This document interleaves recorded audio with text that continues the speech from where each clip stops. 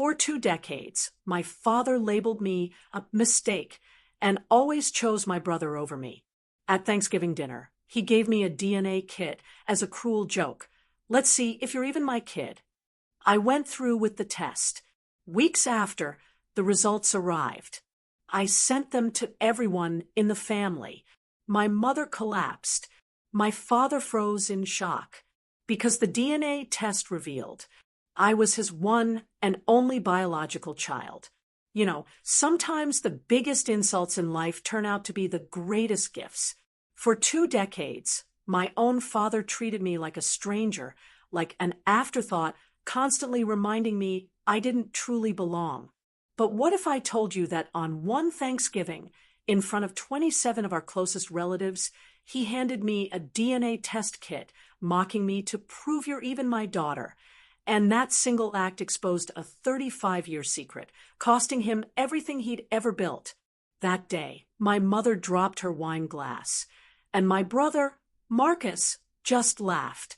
They all thought it was just Dad's latest cruel joke, another way to belittle me. But what none of them knew was that this joke was about to become his ultimate downfall. Growing up in the Mitchell household, you learned your place quickly. My father, Robert Mitchell, was a self-made man, a titan who'd built his construction company, Mitchell and Associates, into a $45 million empire. He called it his firstborn, his real legacy. Me? I was just the daughter who showed up 3 years before his actual child, my brother Marcus. The favoritism wasn't subtle. On my 16th birthday, I got a used SAT prep book with a note. Maybe this will help you amount to something. That same year, Marcus got a brand new BMW just for getting his driver's license. When I graduated summa cum laude with a computer science degree from a top university, my dad's reaction was, well, at least you'll be employable. But when Marcus scraped by with a mediocre marketing degree from a state school, Robert threw him a party for 200 people and declared him the future of Mitchell and Associates. By 2024, I'd spent 15 years as a software engineer at a Fortune 500 company, creating systems that saved millions. Marcus, he'd been VP of operations at Mitchell and Associates for 5 years, despite never finishing a single project without someone else cleaning up his mess. Yet in Robert's eyes, Marcus was building the family legacy, and I was just there. Marcus is the future of Mitchell and Associates. My father would beam at every company event, his hand on my brother's shoulder. As for Caroline, well, at least she has a steady job. The worst part wasn't just the dismissal. It was how everyone accepted it. Relatives, family friends, even my own mother. They all went along with the narrative that Marcus was destined for greatness. And I was just lucky to be included at all. The company retreat in August 2023 should have been my breaking point. I just finished developing a cutting-edge inventory management system for Mitchell and Associates, a system that would save them $2 million annually. I'd poured 3 months of nights and weekends into it, missing family dinners, canceling plans, all because Robert said the company needed this yesterday.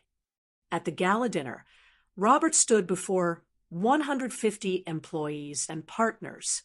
First, I want to recognize the exceptional work done on our new inventory system, he announced. My heart actually lifted just for a second. Then he added, Marcus has once again proven why he's our vice president of operations. This system will revolutionize how we work.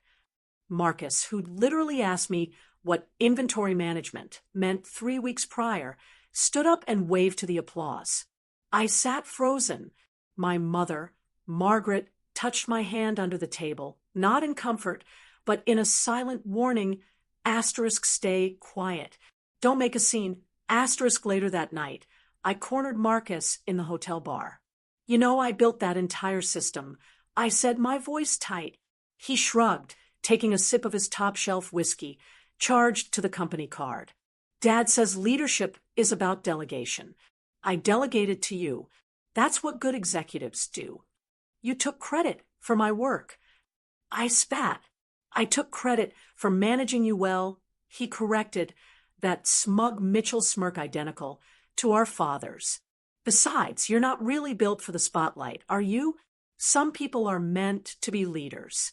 Others are meant to be reliable. My mother appeared then, as she always did when tension arose. But instead of defending me, she just looked at me with that familiar expression, something between pity and guilt. "Let's not ruin a lovely evening," she whispered, her hands trembling as she reached for her wine glass. October 2024 brought the news that would ultimately seal everyone's fate. Robert had summoned Marcus and James Morrison, the family's estate attorney. Marcus, incapable of keeping good news to himself, called me immediately. "Guess who's about to be very, very wealthy?" he sang into the phone. Dad just updated his will. 85% of everything, the company, the properties, the investments, all going to his sole biological son. That's literally what it says, Caroline, sole biological son. My mind latched onto that phrase. "The remaining 15% goes to you," he continued, oblivious to my tone. "But here's the kicker. You can't sell your shares for 10 years. He wants to make sure you can't cash out and abandon the family legacy." Morrison suggested it. Marcus added, something about making the will ironclad, preventing challenges from gold diggers or distant relatives. Dad loved it, said blood is what matters in the end. That evening, I received an email from Morrison Law Firm, a courtesy copy of the will's key provisions. There it was in black and white: 85% of all assets, shares, and controlling interest in Mitchell and Associates shall transfer to my sole biological son, Marcus Mitchell, $38 million. That's what Marcus stood to inherit. My 15% would be worth about $7 million. Nothing to scoff at, but with the 10-year restriction, I'd be forced to watch Marcus run the company into the ground, powerless. But that phrase kept nagging at me. Sole biological son. Why not just my son Marcus? Why the emphasis on biological? November arrived with a board meeting that felt more like a coronation. Robert invited me to attend, not as a participant, but as family support. I sat in a corner while he presented Marcus as his succession plan to 7 board members. "Marcus has been instrumental in our recent technological advances," Robert announced, gesturing to the projection showing my inventory systems metrics. "Under his leadership, we've saved $2 million this quarter alone." Patricia Hayes, a board member who'd known me since I was 10, glanced my way with raised eyebrows. She knew exactly who built that system, but she said nothing. "I propose we officially designate Marcus as CEO-elect to take over when I step down next year," Robert continued. The vote was unanimous. After the meeting, I overheard 2 junior executives in the break room. "Did you hear? Once Marcus takes over, he's planning a full restructuring. Anyone who's not his people should start updating their resumes." "What about Caroline?" one asked. "Especially Caroline," the other replied. "Marcus told Brad she's been riding on family connections for too long. Says it's time for merit-based employment." I almost laughed. Marcus, who couldn't code a simple HTML page, talking about merit-based employment. That night, my mother called. "Thanksgiving is in 2 weeks," she said, her voice strangely flat. "Your father wants everyone there. The whole family, some business partners. He says he has something special planned." Special like Marcus's CEO announcement special. There was a long pause. "Just be prepared for anything, Caroline, and maybe don't take everything so personally." But everything was about to become very, very personal. If you've ever experienced favoritism in your family, you know Thanksgiving at the Mitchell estate was always a performance. But this year felt different.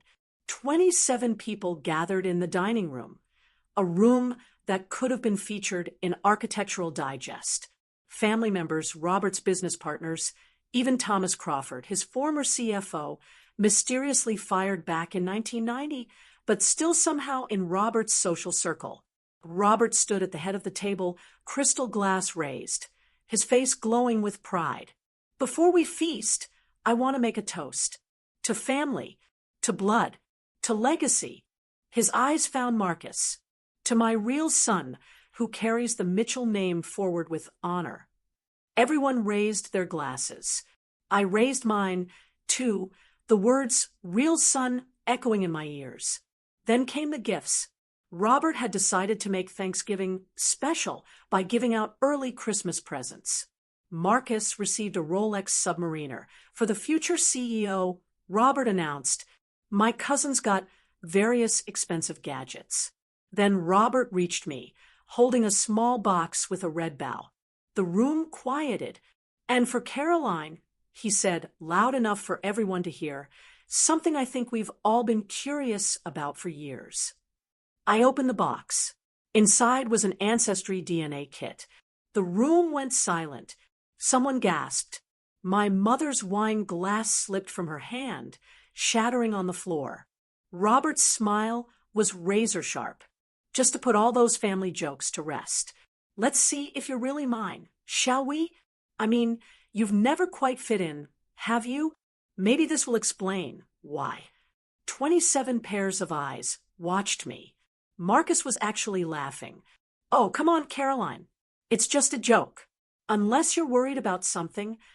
I looked at the kit, then at Robert, then at my mother frantically trying to clean up the wine with shaking hands. You want me to take this test?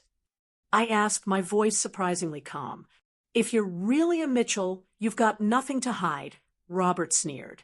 I stood up slowly, the DNA kit in my hands. The room held its breath. I'll take your test, I said, my voice carrying across the silent dining room. On one condition. Robert's smirk widened. You're hardly in a position to make conditions. It's only fair that Marcus takes one, too. I continued, turning to my brother. After all, if we're verifying bloodlines for the family records, shouldn't we be thorough? Marcus's laughter cut off abruptly. That's ridiculous. Everyone knows I'm Dad's son. I look just like him. Then you have nothing to worry about. I echoed his earlier words back to him. Unless you're worried about something.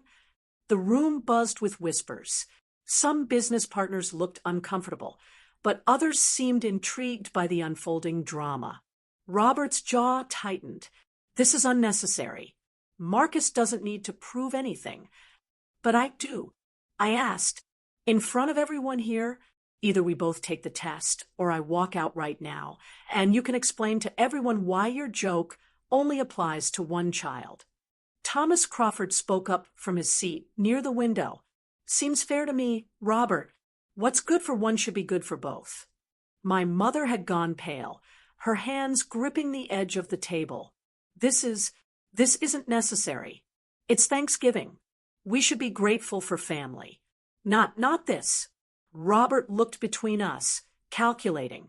His reputation was on the line now. Backing down would make him look weak. Fine, he said finally. Marcus will take the test, too, to prove what we all already know. Marcus shrugged, his confidence returning. Whatever. This is stupid, but fine. I held up the kit. One more thing. The results get announced at the company gala next month. Publicly. Since you wanted to make this public, let's go all the way. The next morning, we gathered in Robert's home office. He'd ordered 2 more DNA kits overnight, not from Ancestry, but from Gene Tech Labs, a medical-grade facility providing legal documentation. If we're doing this, we're doing it right, Robert declared, as if the whole thing had been his idea. No room for doubt or error. James Morrison was present as a witness, along with Patricia Hayes from the board, whom Robert had called to ensure transparency. I also insisted on recording the entire process on my phone, which Robert allowed with an eye roll. We each swabbed our cheeks, sealed our samples, and signed the chain of custody forms. Morrison notarized everything. The results take 3 to 4 weeks, The gene tech instructions stated, "Legal documentation will be provided with all results." Perfect timing, Robert smirked. "The company gala is December 15th. We'll have the results by then." As I placed my sample in the prepaid shipping box, Marcus leaned over. "You realize you're just embarrassing yourself more, right? When these come back, everyone will know Dad was right about you all along." "Maybe," I said, sealing the box. "Or maybe everyone will finally know the truth." My mother, who had been silent throughout the process, suddenly spoke. "I need to lie down. I'm not feeling well." She left the room quickly, but not before I caught her expression in the mirror by the door. Pure terror. That evening, she started taking anxiety medication. I know because I saw the prescription bottle on her bathroom counter when I stopped by to check on her. The prescription was dated that day, November 29th, 2024. Something was about to surface that had been buried for 35 years, and my mother knew exactly what it was. 3 days after we sent the tests, my mother showed up at my apartment unannounced. She'd never done that in the 5 years I'd lived there. "We need to talk," she said, pushing past me into the living room. "About the tests. You need to call the lab and cancel them." "Why would I do that?" I asked. She paced my small living room, wringing her hands. "Some things are better left buried, Caroline. Some truths don't help anyone. Like the truth about why Dad has treated me like garbage for 20 years. She stopped pacing and looked at me with those guilty eyes I'd seen so many times. "Your father was on a business trip in 1989. The Peterson Project in Chicago. He was gone for 3 months.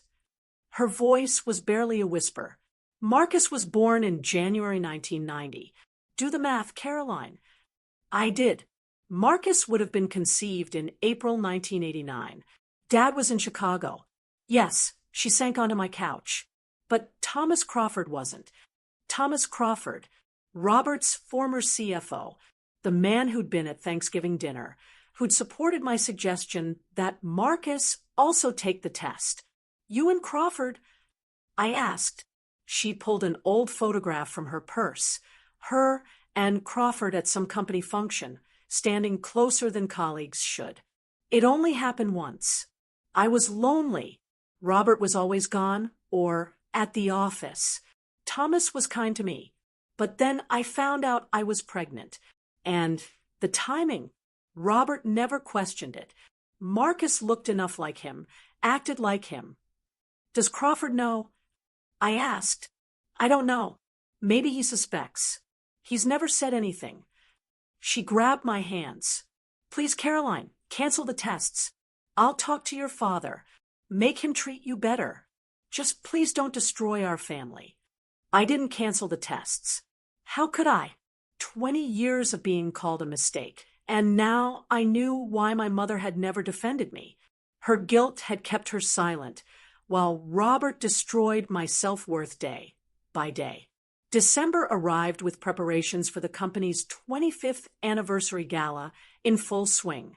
The event would be held at the Ritz-Carlton Ballroom on December 15th. 350 guests, investors, partners, journalists from the Hartford Business Journal. Robert had been broadcasting his plans to anyone who'd listen. "It's going to be the event of the year," he told me during a mandatory family dinner. "I'll be announcing Marcus as my official successor, and we'll put those silly DNA questions to rest once and for all. 2 birds, 1 stone." The DNA results were due December 14th. Dr. Sarah Smith from Gene Tech Labs had confirmed via email that the results would be ready, including full legal documentation, suitable for court proceedings if needed. "Why court proceedings?" I'd asked during our phone call. "It's standard for inheritance or custody disputes," she explained. "Your father specifically requested the legal package when he called to upgrade the testing." Of course he had. Robert wanted ironclad proof that I wasn't his, probably to justify writing me out of the will entirely. I spent those weeks preparing something of my own. A simple PowerPoint presentation, just 10 slides. Nothing fancy, just spaces for test results, some highlighted sections of the will, and a few email screenshots.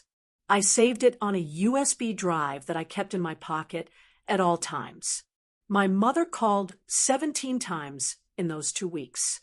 I didn't answer once. Marcus sent cocky texts about practicing his CEO speech. Robert sent a reminder to dress appropriately for the gala. The storm was coming, and they had no idea they'd created it themselves. December 14th, 3 p.m.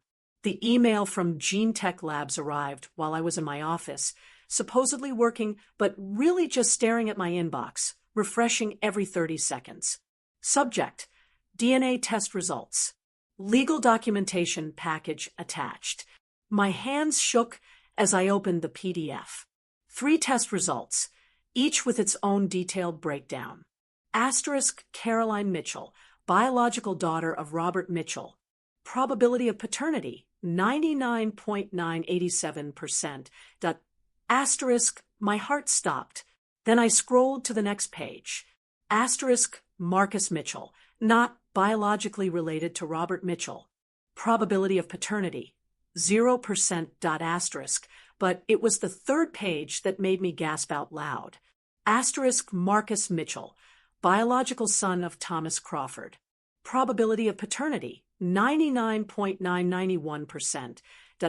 Asterisk, they'd run Marcus's sample against Crawford's DNA from their commercial database.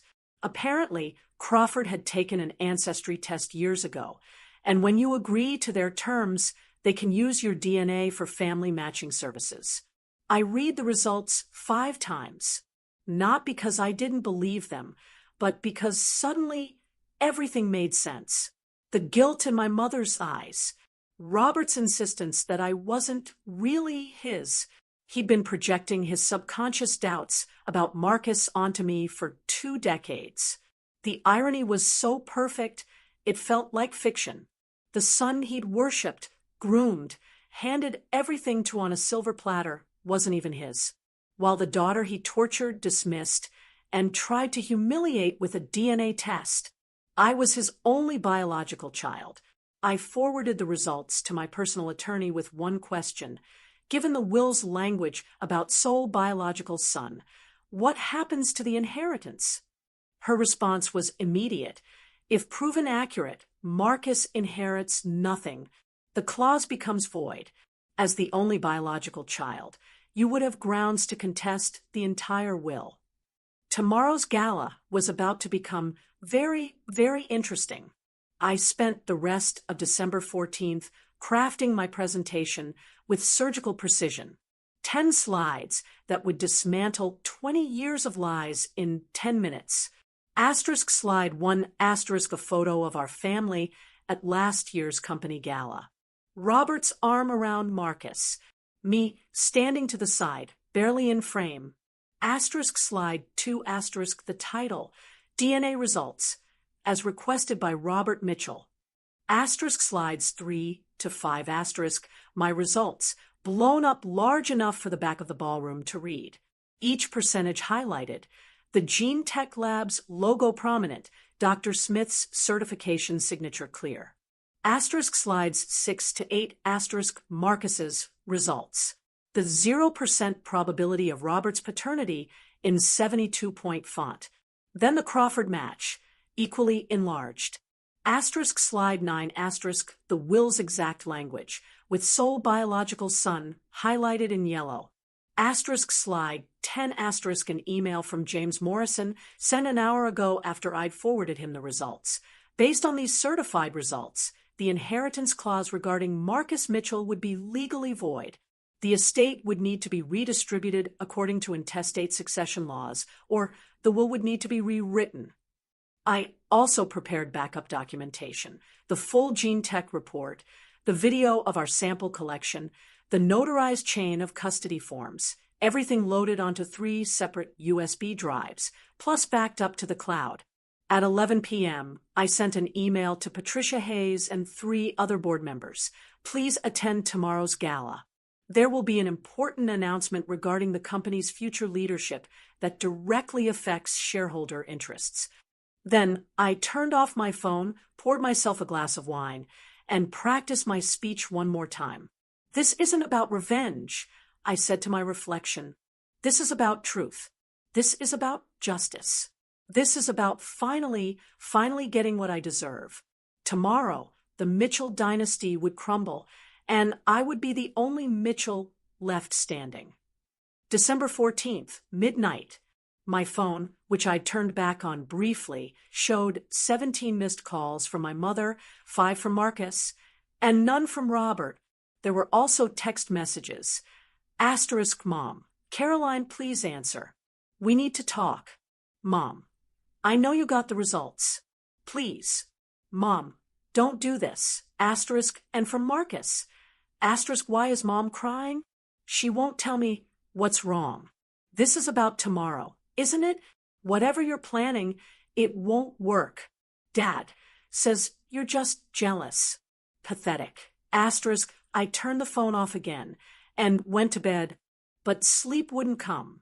I kept thinking about all the moments that led to this.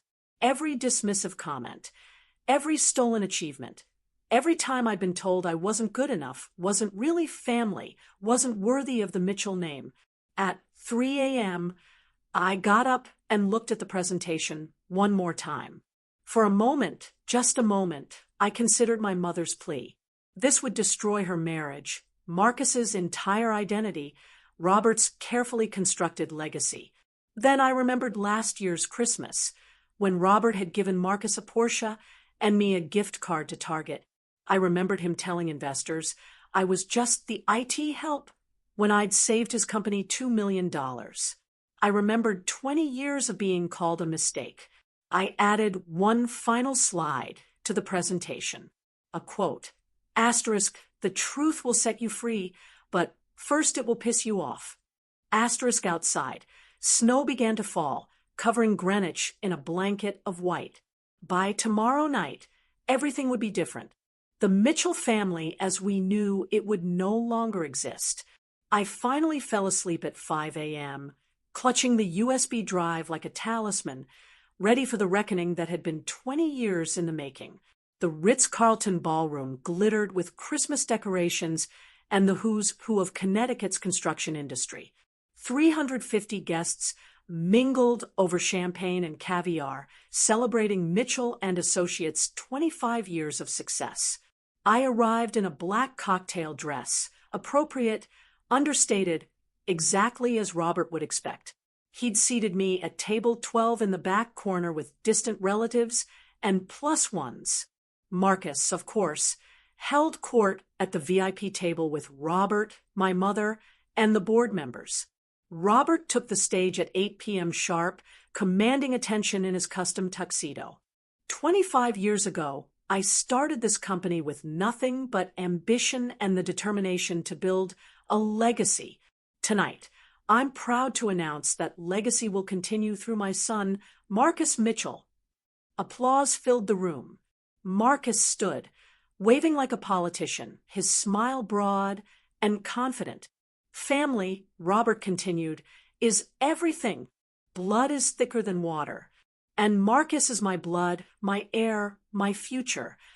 I noticed Thomas Crawford sitting at table 3, his expression unreadable as he watched Robert's performance. Before I officially announce Marcus as CEO-elect, I want to address something. Robert's eyes found me in the back. As many of you know, we recently did some family DNA testing. A little Thanksgiving fun that got out of hand. But I'm happy to report that all questions about our family tree have been answered. My hand moved to the USB drive in my purse. So without further ado, actually, I stood up, my voice carrying across the ballroom. I'd like to share those DNA results with everyone. Since you brought it up publicly at Thanksgiving, it's only fair we resolve it publicly here. The room turned to stare. Robert's smile flickered, but held. I'm sure that's not necessary, Caroline. I walked through the ballroom, past 25 tables of stunned guests, my heels clicking against the marble floor. Each step felt like a mile, but I kept my shoulders back, my head high. May I? I gestured to the laptop connected to the massive LED screens flanking the stage. Robert's jaw tightened. Caroline, this is neither the time nor— You made it the time when you gave me that DNA kit in front of everyone, I said, loud enough for the entire room to hear. You wanted answers. I have them. Marcus laughed from his table. This is desperate, even for you. Patricia Hayes spoke up from the board table. Let her speak. Robert, you did make this public at Thanksgiving. Several of us were there.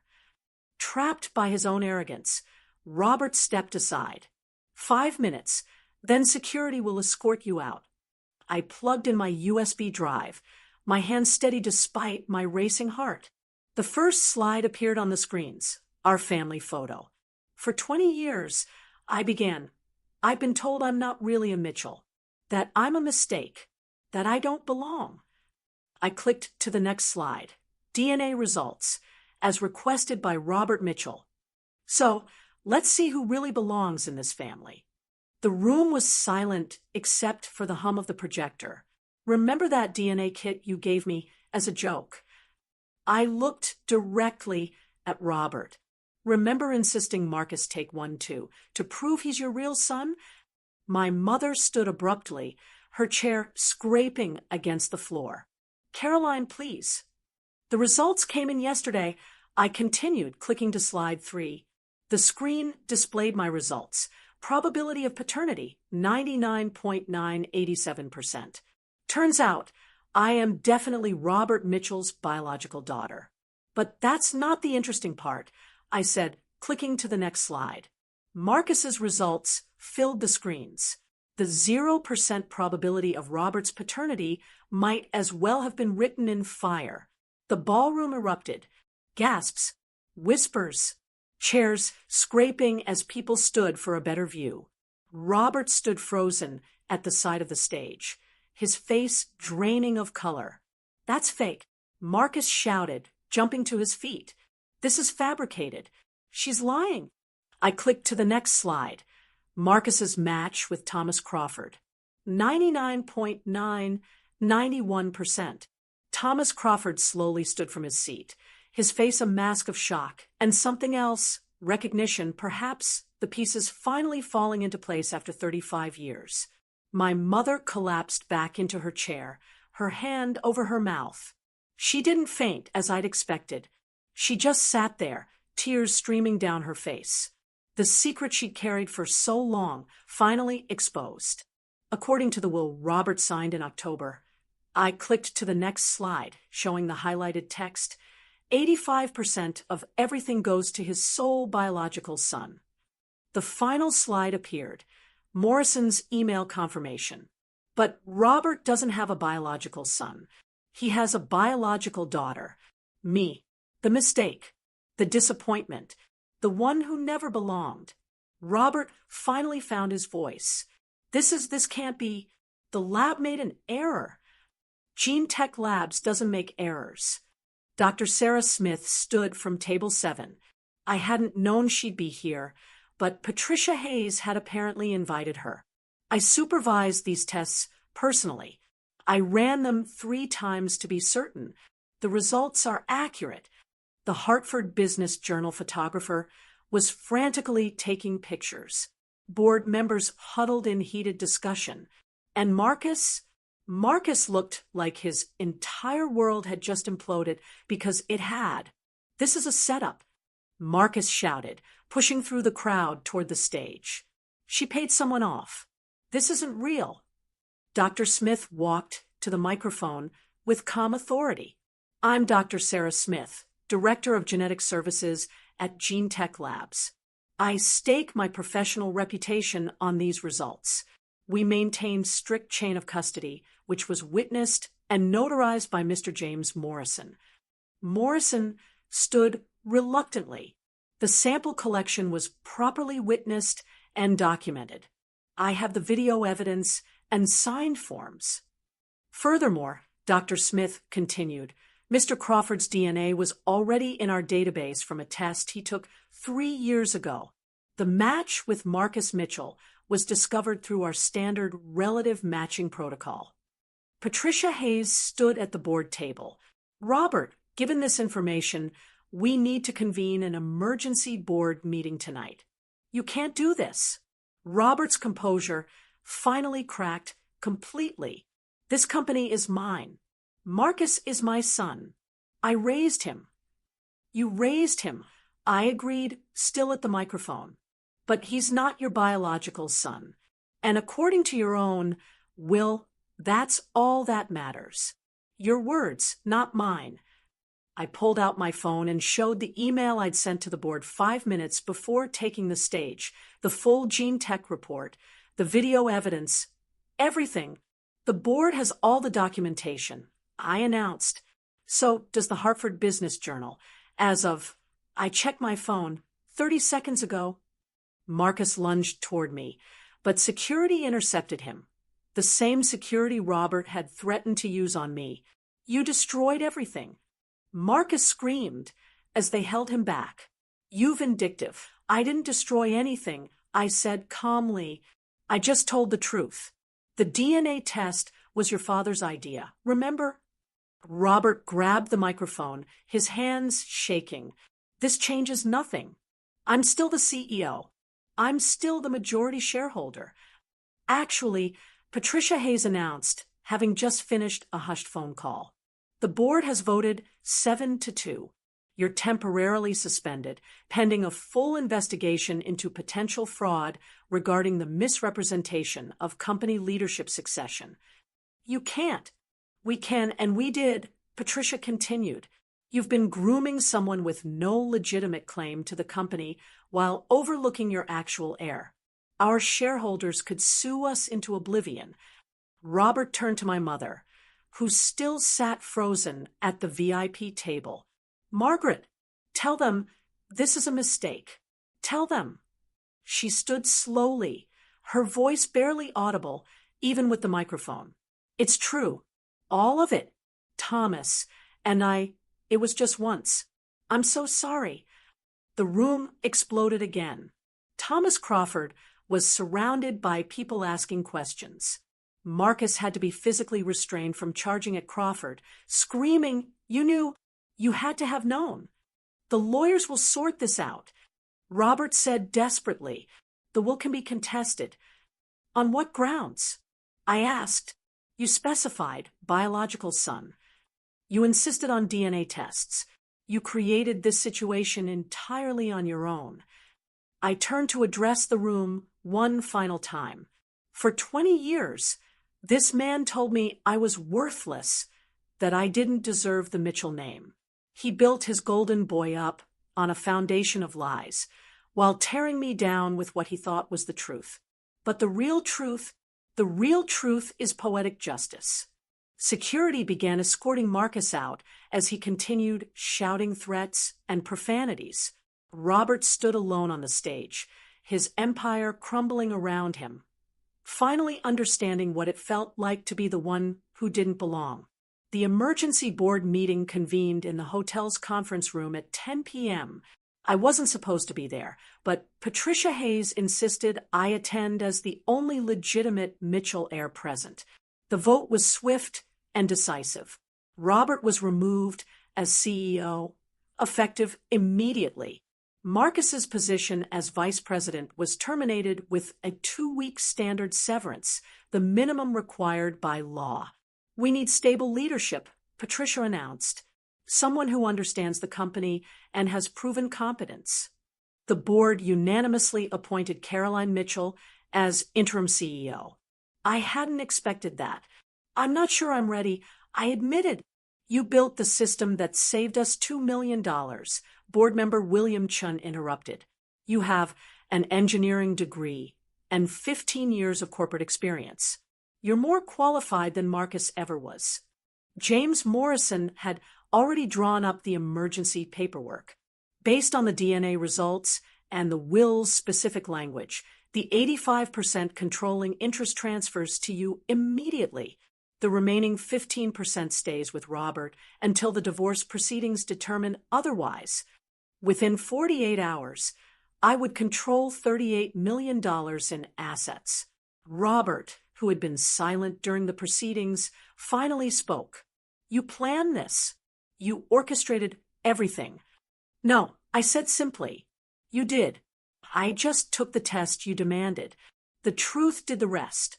As we signed the papers, Patricia pulled me aside. Your father built something impressive here, but he let his ego poison it. Don't make the same mistake. I won't, I assured her. I'm not interested in dynasties or golden children. I just want to run a good company. Security briefed me on the building's access codes. Roberts had already been deactivated. Tomorrow morning, I would walk into Mitchell and Associates, not as the disappointment daughter, but as the owner.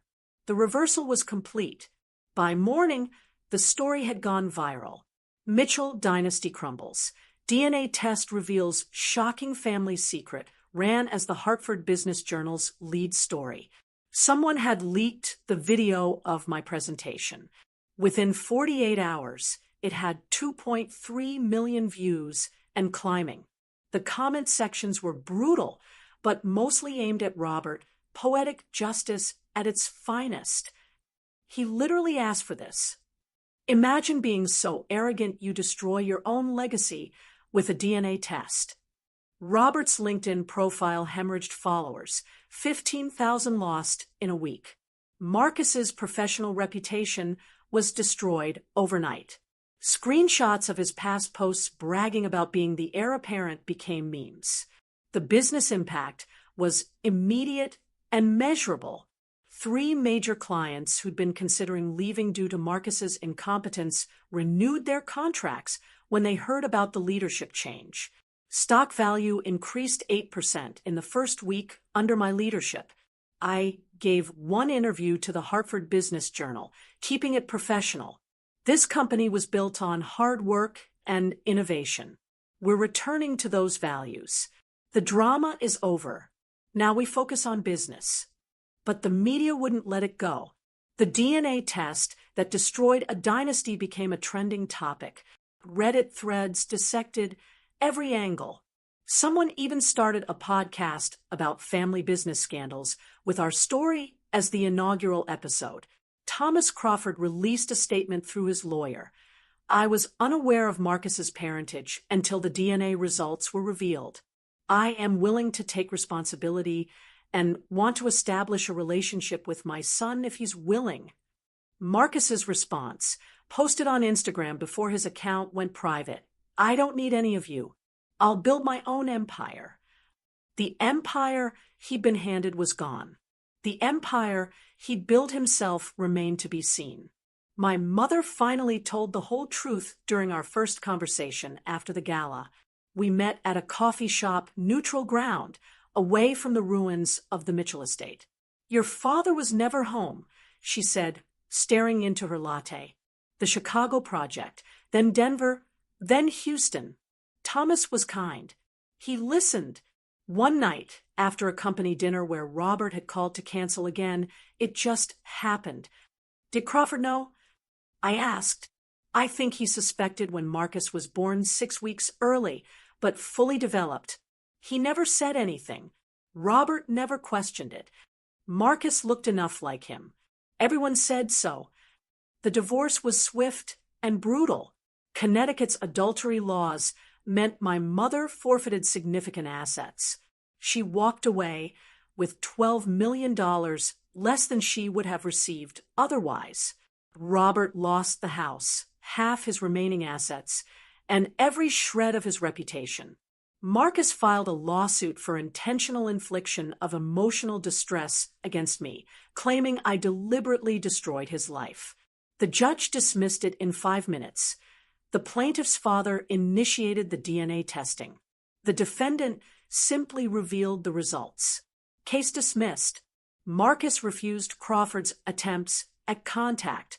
He also refused the entry-level position Crawford offered at his investment firm. The only job anyone would offer him. Last I heard, He was living in a studio apartment in Stamford, selling insurance. I'm sorry, my mother said during that coffee meeting. For everything. For not protecting you. For letting my guilt keep me silent while Robert hurt you. I know, I said, and I did know, but knowing and forgiving were different things. Can we try to rebuild something? She asked. Maybe, I told her, but not now. I need time to figure out who I am when I'm not the family disappointment. Mitchell and Associates, under my leadership, became what it should have always been, a meritocracy. I hired a new executive team based solely on competence, not connections. Half were women, a third were people of color, and all were brilliant.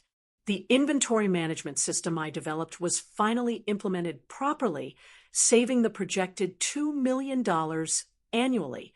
But more importantly, I instituted transparent attribution. Everyone's contributions were documented and credited. First quarter 2025 results spoke for themselves. Profits up 23%, employee satisfaction up 45%, and 3 major contracts secured that Robert had lost due to Marcus's bungling. The Hartford Business Journal ran a follow-up piece.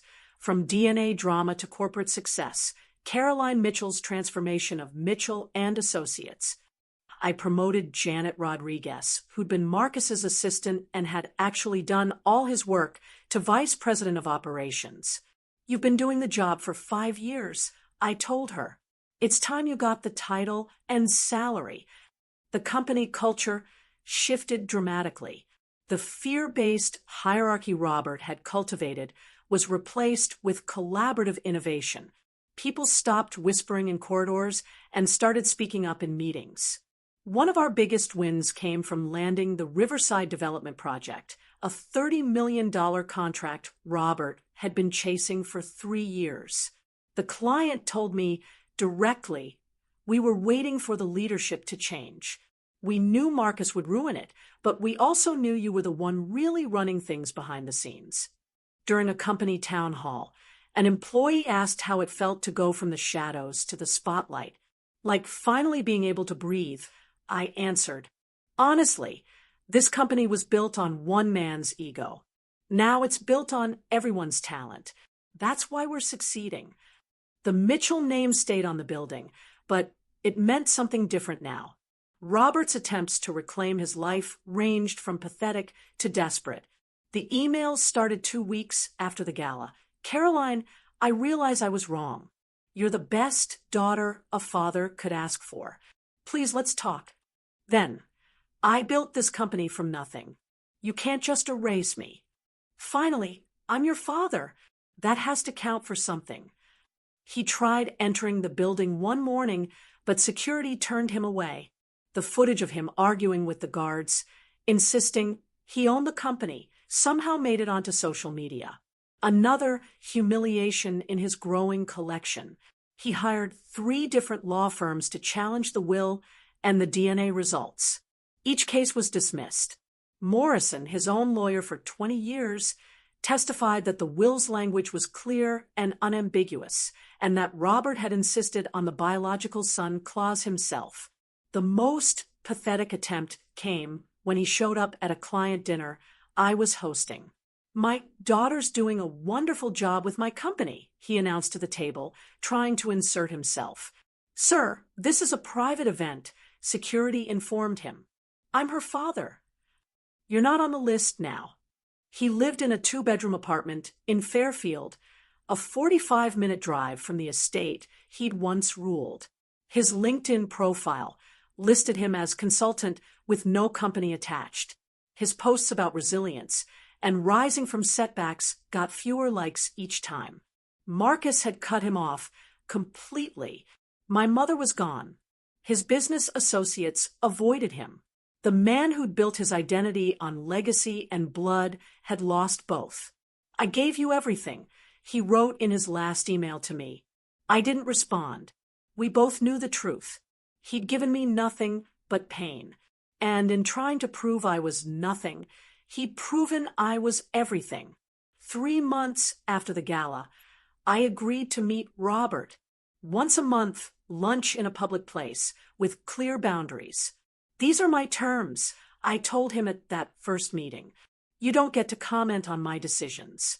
You don't get to take credit for my success. You don't get to pretend the past 20 years didn't happen. If you can't handle that, we don't meet at all.